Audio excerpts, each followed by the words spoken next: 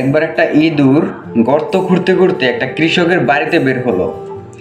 সে গর্ত থেকে বের হতেই দেখে রাস্তা দিয়ে কৃষক ও তার স্ত্রী হাতে একটা থলে নিয়ে বাজার থেকে আসতেছে। সে আরেকটু খেয়াল করে দেখলো যে সেই থলের ভিতরে একটা ইঁদুর মারার কল নিয়ে আসতেছে। সে এটা দেখে অনেক ভয় পেল এবং ভয় পেয়ে ওই বাড়িতে থাকাই একটা কবুতরের কাছে গেল।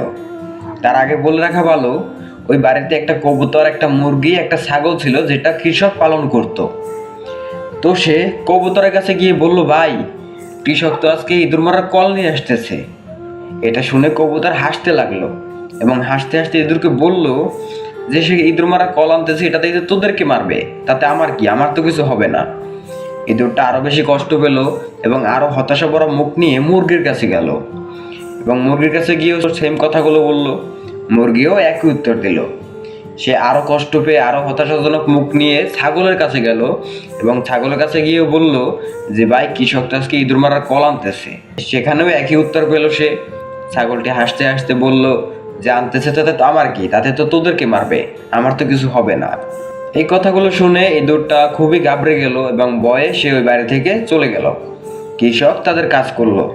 রাতে ঘুমানোর আগে ইঁদুর মারার কল পেতে তারা ঘুমিয়ে পড়ল।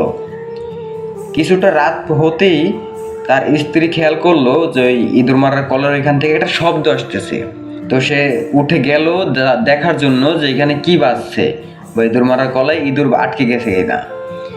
সে যাওয়ার সাথে সাথে তাকে একটা সাপের ছোবল মারলো।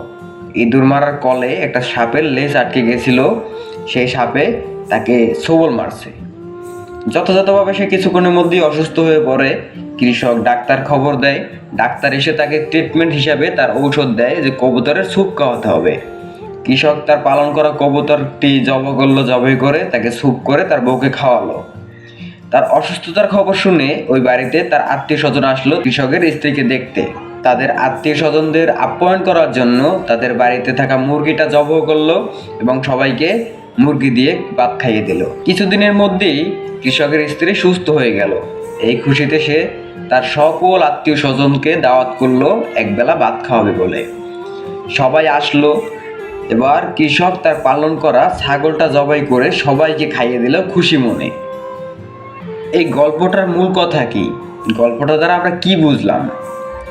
গল্পটা দ্বারা আমরা বুঝলাম যে আপনার কাছে কেউ যদি কখনো তার ব্যথা প্রকাশ করতে চায় বা প্রকাশ করে, বা কারো কোনো বিপদ আসতেছে, সে আগাম বার্তা পেয়ে আপনার কাছে আসছে, আপনি পারলে আপনার সাধ্যের ভিতরে থাকলে আপনি সেই সমস্যার সমাধান করবেন, নয়তো চুপ থাকবেন।